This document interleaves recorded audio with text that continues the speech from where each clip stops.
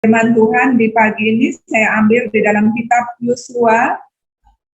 Kitab Yosua pasalnya yang ke-24. Bapak Ibu buka kitab Yosua pasalnya yang ke-24.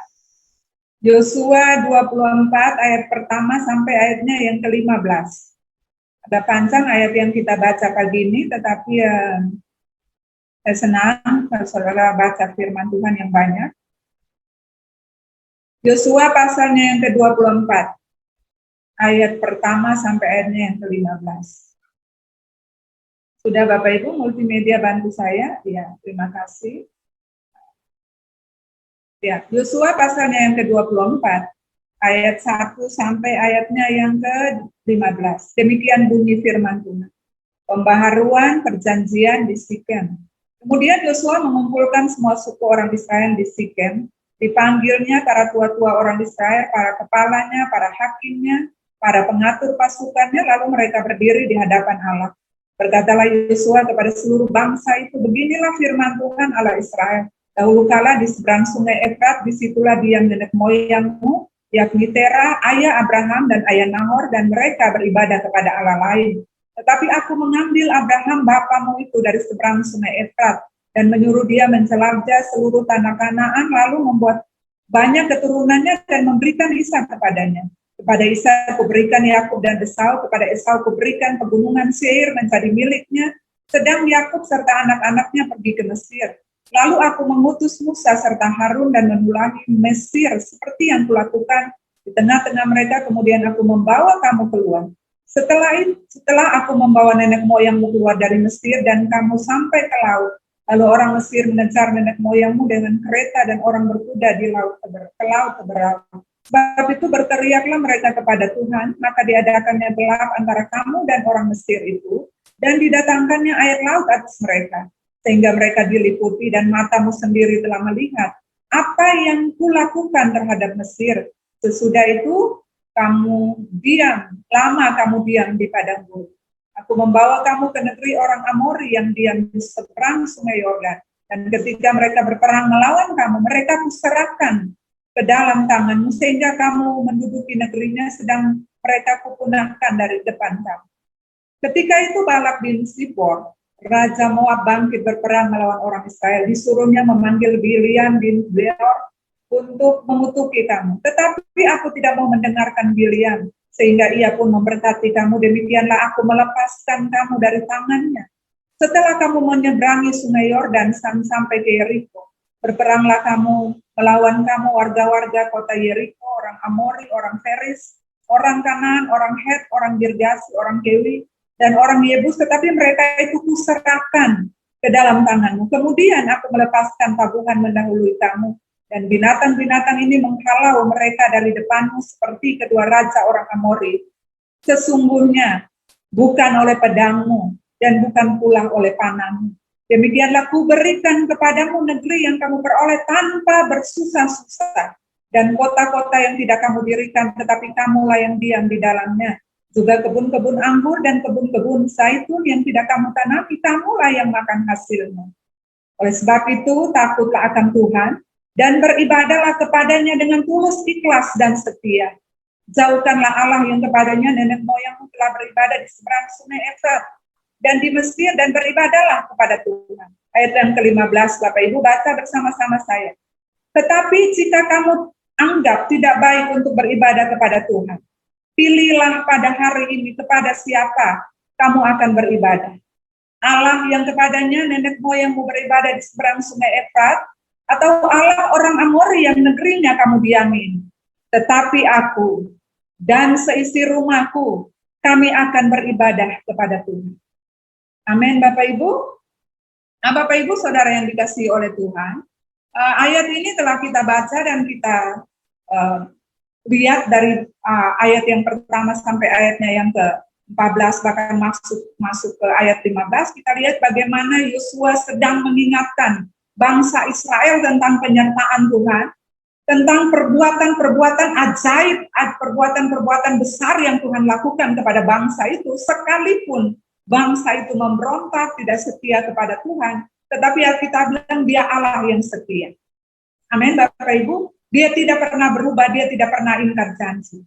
Karena itu Bapak Ibu, makanya Yosua sampai kepada ayat yang ke-15.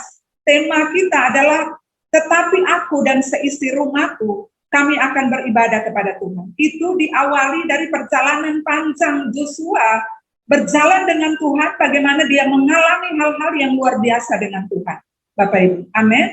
Jadi ada alasan ketika Yosua bilang, tetapi aku dan seisi rumahku, kami akan beribadah kepada Tuhan. Yosua punya alasan bahwa sepanjang hidupnya Tuhan ada di pihaknya. Tuhan membelanya, Tuhan melakukan perkara-perkara yang ajaib dalam kehidupannya, dalam pribadinya. Bapak Ibu, bicara tentang aku, tetapi aku dan seisi rumahku, ini memang bukan hal yang mudah, bukan hal yang gampang. Bicara tentang aku, bicara tentang saya mungkin mudah ya. Kalau satu orang saya sendiri mengatur diri saya sendiri mungkin akan mudah. Sekalipun dalam banyak kesempatan kita juga tidak sulit, tidak mudah Bapak Ibu. Kita tidak mudah juga mengatur diri sendiri. Ya kan? Pertama kita sudah tidak mudah mengatur diri sendiri. Kemudian Alkitab bilang aku dan seisi rumahku. Jadi bukan hanya aku, bukan hanya saya di sini, tetapi ada dia dan ada mereka. Ada beberapa orang, ada 2, ada 3, ada 4 orang, ada 5, bahkan ada 10 orang dalam satu rumah. Aku dan seisi rumahku. Kami akan beribadah kepada Tuhan. Bapak Ibu, saya pikir ini pernyataan yang berani, pernyataan yang penuh resiko yang Joshua sedang tantang kepada bangsa Israel. Sebab apa Bapak Ibu, sekali lagi, kalau cuma satu orang, kalau saya sendiri, saya bisa mengatur. Ya, saya bisa mengatur apakah saya mau ibadah atau tidak, saya bisa mengatur. Nah, untuk mengatur diri sendiri aja sudah sulit kan Bapak Ibu kan? Kadang sulit kita mau datang ibadah dengan segala situasi, kondisi, apa yang kita alami dalam hidup hari ini, kita bilang kita bisa ibadah kepada Tuhan, itu mudah. Tetapi ketika ada masalah, ada persoalan, belum tentu kita sendiri mudah datang untuk ibadah. Apalagi ditambah dengan orang lain, ada suami, ada istri, ada anak-anak, ada orang tua Alkitab, dan seisi rumah Bapak Ibu. Untuk datang ibadah kepada Tuhan, kami akan ibadah kepada Tuhan, itu bukan hal yang mudah.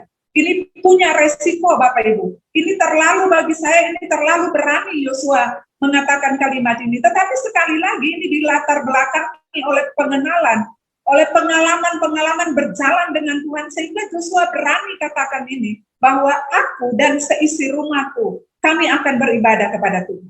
Amin Bapak Ibu. Nah, kita semua punya keberanian ini enggak? Kita semua mau enggak punya komitmen ini dalam kehidupan pribadi kita?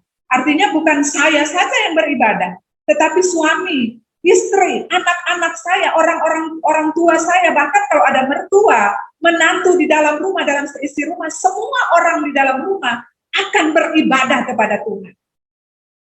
Mau nggak kita punya komitmen ini, Bapak Ibu? Bisa nggak kita buat komitmen ini? Berani nggak kita buat komitmen ini kepada Tuhan? Amin, Bapak Ibu, saya percaya gini. Semua orang kita yang ada di dalam Tuhan, kita punya kerinduan yang besar bahwa bukan hanya kita sendiri yang ibadah kepada Tuhan, bukan hanya kita sendiri yang mengasihi Tuhan, bukan hanya kita sendiri yang mengalami Tuhan, yang melayani Tuhan, tapi kita mau bahwa seisi rumah kita melayani Tuhan, mengasihi Tuhan, beribadah sungguh-sungguh kepada Tuhan. Amin, Bapak Ibu. Nah, mari kita lihat Bapak Ibu, bagaimana caranya supaya saya atau aku dan seisi rumahku kami beribadah kepada Tuhan. Seperti yang Yosua bilang. Bapak Ibu, ketika mendengar kata ibadah, apa yang ada di pikiran Bapak Ibu? Apakah cuman karena hari Minggu, hari orang Kristen datang di gereja beribadah, lalu itu kita bilang itu ibadah? Atau ketika kita datang di gereja, ada pujian, 1-2 pujian awal, pujian lalu pujian penyembahan, lalu masuk di doa, kemudian firman Tuhan, kemudian doa persembahan, atau doa syafaat, kemudian doa berkat, lalu pulang. Apakah itu disebut ibadah? Menurut Bapak Ibu, apa itu ibadah? Nah, ibadah itu bukan sekedar rutinitas Bapak Ibu yang kita lakukan hari ini, karena ada jadwal ibadah, karena hari Minggu, hari ibadahnya orang Kristen, kita harus datang di gereja. Karena kalau kita nggak datang di gereja, kita pasti akan ditanyai tetangga, atau kita pasti akan ditegur, kita pasti akan ditanya oleh Pak Gembala, atau pengerja gereja. Bukan sebatas itu Bapak Ibu. Ibadah Dalam bahasa asli itu disebut avoda atau aboda, yang artinya begini, hormat, taat, tunduk kepada kehendak Tuhan. Amin, Bapak Ibu, sekali lagi, ibadah dalam bahasa asli disebut avoda atau aboda, artinya hormat, taat, tunduk kepada kehendak Tuhan. Nah, dari pengertian ini kita bisa simpulkan gini, bahwa ibadah bukan hanya sekedar hari Minggu, kita kumpul-kumpul lalu kita nyanyi-nyanyi, pujian penyembahan, doa pulang. Tetapi kalau berkaitan dengan pengertian ini, maka sesungguhnya ibadah itu adalah gaya hidup kita hari-hari, yang menghormati Tuhan, yang taat kepada Tuhan, yang tunduk kepada kehendak Tuhan. Amin, Bapak Ibu. Nah, saya percaya gini, kalau pengertian ibadah ini kita lakukan dalam kehidupan keseharian kita, saya percaya gini, hidup kita akan berjalan lurus dengan Tuhan. Karena setiap orang akan menghormati Tuhan dalam segala hidupnya, dalam segala apapun aktivitasnya, dia pasti menghormati Tuhan. Kalau dia bilang ibadah, taat kepada firman Tuhan, tidak peduli orang lain melakukan atau tidak, yang penting kita taat. Tunduk kepada kehendak Tuhan, bukan kepada keinginan kita, bukan kepada maunya kita, bukan kepada senang suka-sukanya kita, moodnya kita, tetapi tunduk, saudara, tunduk kepada kehendak Tuhan. Makanya hari Minggu itu dijadikan hari Tuhan, hari untuk kita beribadah, di mana kita datang dengan penuh hormat kepada Tuhan, dengan ketaatan kita kepada Tuhan, dengan ketertundukan kita kepada kehendak Tuhan, bukan dengan cara kita. Ibrani 12 bilang, beribadah dengan cara yang berkenan kepada Tuhan. Saudara, cara yang berkenan termasuk gini, waktu ibadah kita harus tepat jam, cara berpakaian kita juga harus yang benar. Artinya kita dalam kehidupan kita tuh harus gini, yang bermoral, sejalan dengan kebenaran, tidak macam-macam, tidak pling-plang, ya, harus bertanggung jawab, kuat dalam prinsip-prinsip kebenaran, bertindak benar, bukan hanya, sekali lagi, bukan hanya melakukan aktivitas agamawi saja, tetapi lebih kepada kehidupan nyata, lifestyle kita, bagaimana kita hormat kepada Tuhan dalam segala situasi kondisi, baik di rumah, baik di tempat pekerjaan, di dunia pelayanan, di mana saja, saudara, kita harus dalam posisi ibadah kepada Tuhan, yaitu hormat, taat, tunduk kepada Tuhan. Amin, Bapak Ibu. Artinya gini, menempatkan Tuhan di tempat yang terutama dan satu-satunya menjadi dasar dan fondasi dalam kehidupan kita pribadi, dalam keluarga kita. Amin, Bapak Ibu. Alkitab bilang begini, Joshua itu mengikut Tuhan dengan sepenuh hati, bukan setengah-setengah hati. Jadi ketika kita ibadah, harus datang dengan sepenuh hati, Bapak Ibu.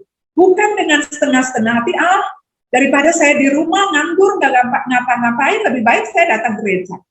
Daripada nanti tetangga lihat saya, itu dia orang Kristen, nggak pernah gereja. Lebih baik saya datang di gereja daripada ditegur tetangga. Ya kan? Jadi bukan dengan setengah-setengah hati, bukan dengan motivasi yang lain. Tetapi Alkitab bilang dengan sepenuh hati, itulah ibadah.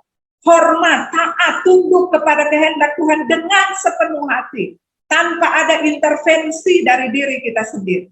Amin, Bapak Ibu. Nah, pengertian yang lain dari beribadah juga kalau saudara baca di terjemahan bahasa Inggris, James memakai kata melayani, saudara. Ini juga bukan pengertian sebatas kita melayani di mimbar, saudara, sebagai pengkhotbah, sebagai WL, sebagai singer, sebagai usher, sebagai pemain musik, itu juga bukan sebatas itu, Bapak Ibu. Tapi sekali lagi, ini lebih kepada lifestyle, gaya hidup kita yang hormat, taat, dan tunduk kepada kehendak Tuhan. Itu ibadah yang sebenarnya. Jadi tidak terbatas pada cuman hari Minggu atau hari-hari tertentu ketika kita datang dan kita menyanyi 1-2 lagu, kemudian doa syafaat, doa berkat, lalu kita pulang, Bapak Ibu. Tidak sebatas itu saja, tapi lebih pada keseharian kita, gaya hidup kita, cara kita, tindakan, sikap-sikap kita dalam hidup kita yang hormat, taat, dan tunduk kepada Tuhan. Amin, Bapak Ibu. Beribadah dengan benar, dengan takut akan Tuhan. Makanya tadi di dalam Ibrani pasal 12, beribadah dengan cara yang berkenan kepada Dia.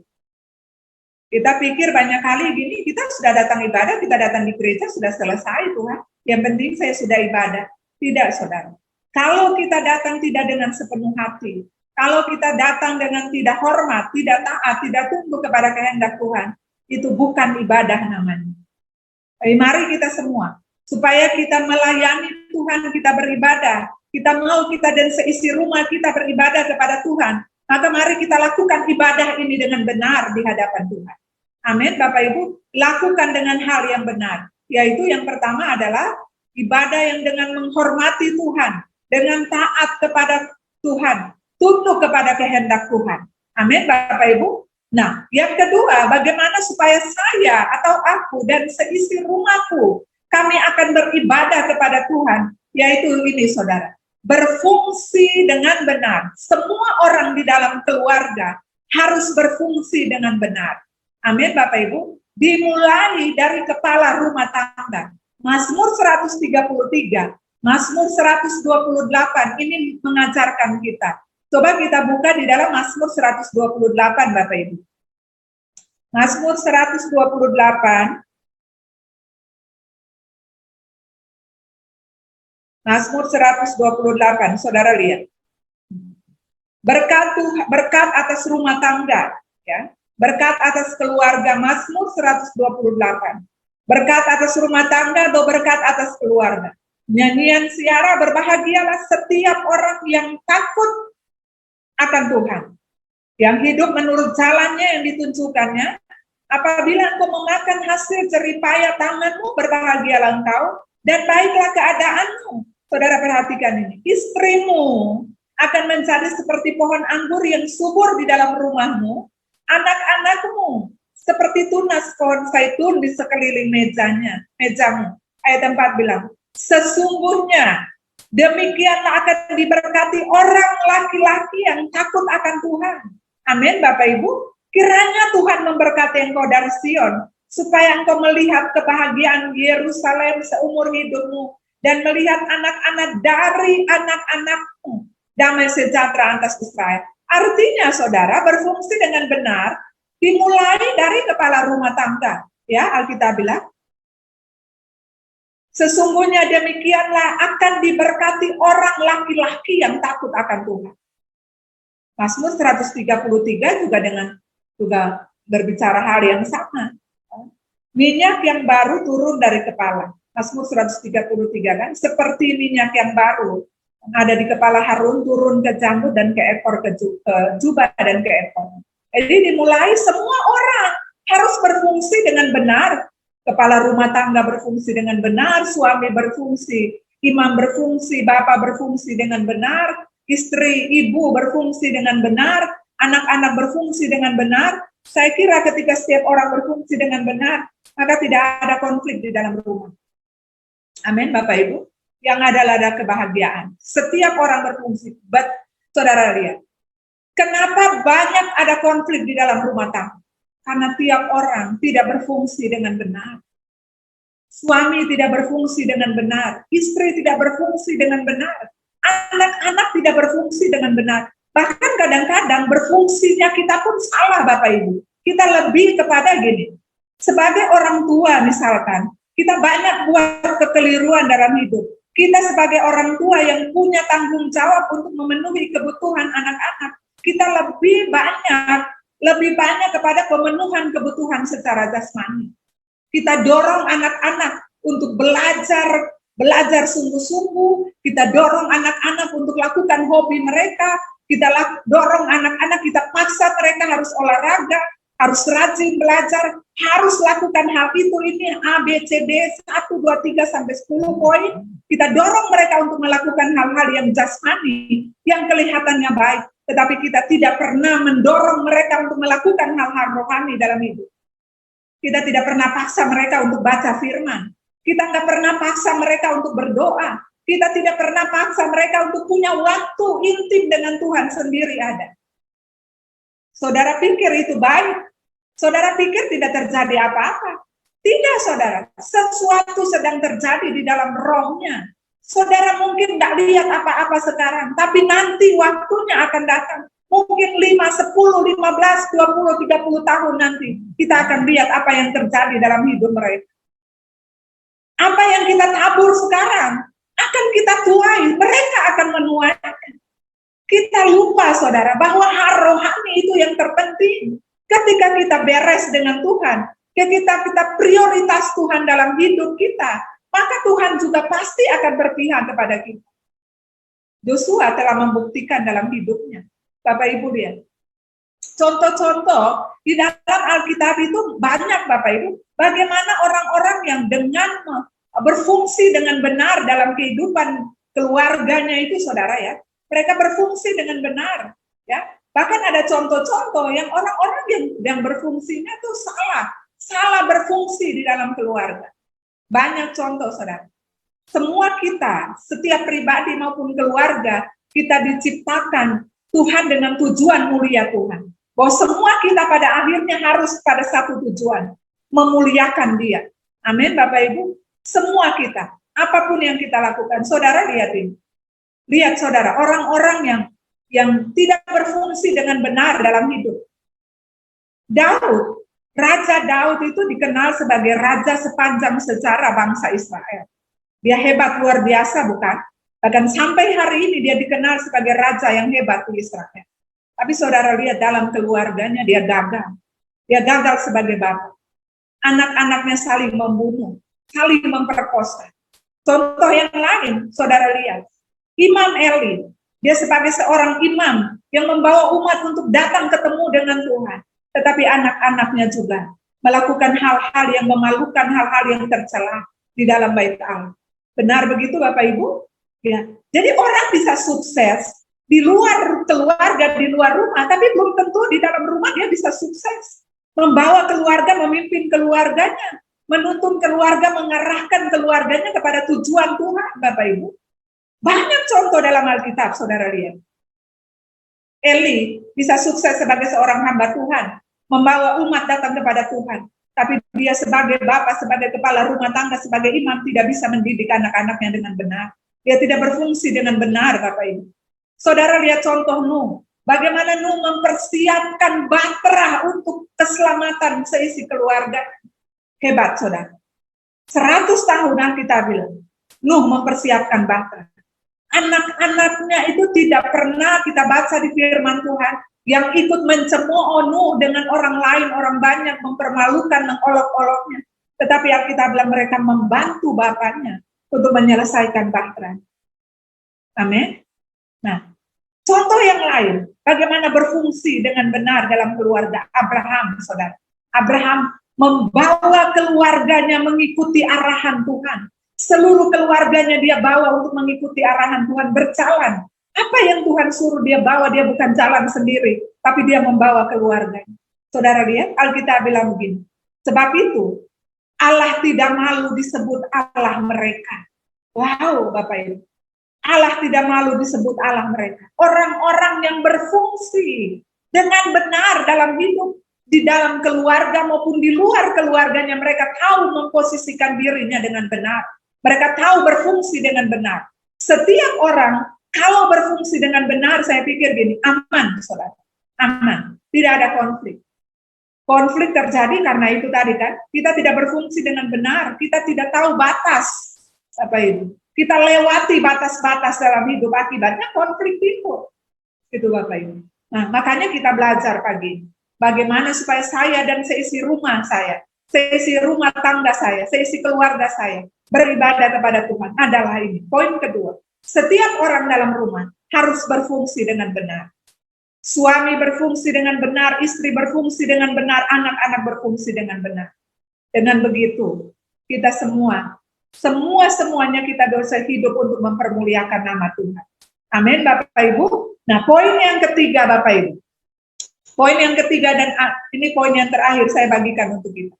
Poin yang ketiga, bagaimana supaya aku dan seisi rumahku kami akan beribadah kepada Tuhan. Adalah ini, semua orang dalam keluarga harus punya iman yang konsisten.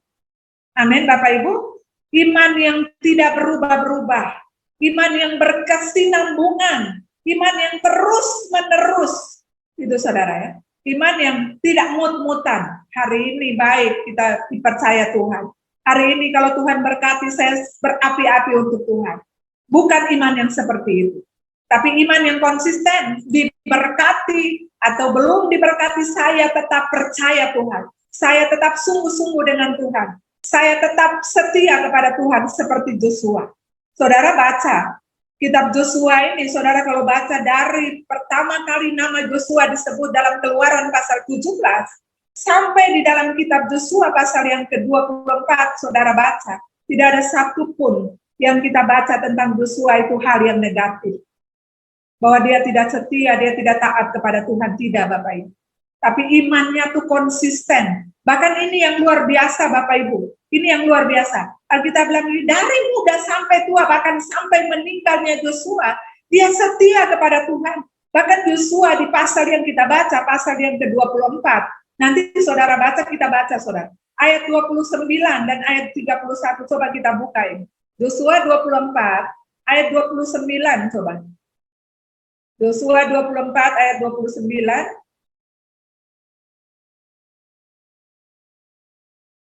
Bagaimana konsistennya Joshua kepada Tuhan. Dan sesudah peristiwa-peristiwa itu, matilah Joshua bin Nun hamba Tuhan itu ketika berumur 110 tahun. Saudara lihat. Lalu ayat yang ke-31 kita lompat saja. Orang Israel beribadah kepada Tuhan sepanjang zaman Joshua dan sepanjang zaman para tua-tua yang hidup lebih lama dari Yosua, dan yang mengenal segenap perbuatan yang dilakukan oleh orang Israel. Saudara lihat itu, ya. Ayat 29 bilang apa? Dan sesudah peristiwa itu matilah Yosua bin Nun hamba Tuhan itu. Alkitab tidak bilang Bapak Ibu bahwa matilah Yosua pemimpin bangsa itu. Ya kan? Alkitab tidak bilang bahwa sesudah peristiwa itu matilah Yosua pemimpin bangsa itu. Tapi Alkitab bilang, sesudah peristiwa-peristiwa itu matilah Yosua. Kata yang dipakai adalah hamba Tuhan. Kata ini melekat kepada Joshua, saudara. Karena apa? Kesetiaan dan ketaatan yang mengikuti Tuhan dari masa mudanya Joshua sampai kepada masa tua bahkan meninggal. Konsisten dalam imannya terjadi dalam kehidupan Yosua, sehingga dia berani bicara, dia berani tantang bangsa Israel. Oh, kalau kalian tidak pilih Tuhan hari ini, saya dan seisi rumahku, kami akan beribadah kepada Tuhan. Bapak Ibu, konsistensi iman ini juga harus ada dalam setiap kita, setiap pribadi kita, keluarga-keluarga kita, suami, istri, anak-anak, orang tua kita semua. Kalau kita bilang seisi rumah, berarti semua orang yang ada dalam rumah harus punya konsistensi iman. Amin Bapak Ibu. Dimulai dari ini yang pertama tadi. Kau beribadah yang benar kepada Tuhan. Ya, bukan main-main dalam ibadah. Bukan coba-coba di dalam ibadah. Bukan mood-mood di dalam ibadah. Bukan suka-suka hati kita datang ibadah. Tapi benar-benar kita mengerti apa itu ibadah. Ibadah yang sesungguhnya adalah kita hormat, kita taat, kita tunduk kepada kehendak Tuhan. Itu yang terjadi Bapak Ibu. Sehingga dalam kehidupan Yosua kita temukan seperti yang saya bilang tadi. Sepanjang hidupnya, Alkitab bilang, bangsa Israel beribadah kepada Tuhan. Luar biasa Bapak Ibu. Maukah kita semua pagi ini menerima tantangan yang sama ini?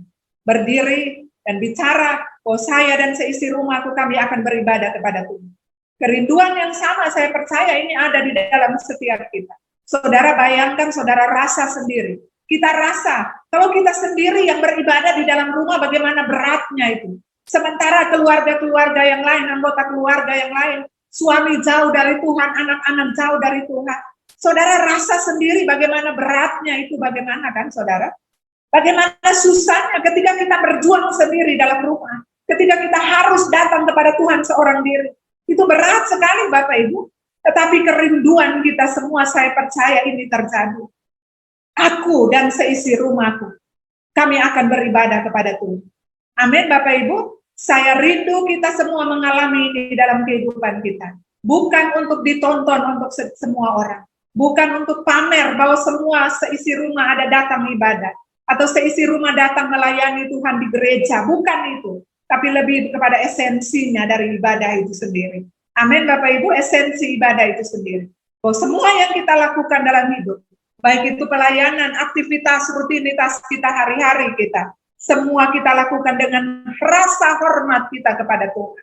Ketertundukan kita kepada kehendak Tuhan. Dan ketaatan atas setiap firman yang kita dengar, kita baca, kita renungkan dalam kehidupan kita. Dengan begitu, seluruh keluarga kita, hidup kita akan kita pakai untuk kemuliaan nama Tuhan. Amin Bapak Ibu. 3 poin ini yang saya bagikan untuk ibadah pagi ini Bapak Ibu. Nanti sore saya juga akan berbicara tentang hal yang lain yang Tuhan taruh di hati saya untuk saya bagikan untuk Bapak Ibu. Saya berharap apa yang saya sampaikan pagi ini, saudara nangkap sesuatu dan itu terus akan membawa kita untuk semakin hari kita semakin hidup berkenan kepada Tuhan. Semakin hidup bukan hanya diri kita sendiri, tetapi seisi keluarga kita. Kita bawa kepada Tuhan. Hidup kita, keluarga kita, kita mempermuliakan Tuhan.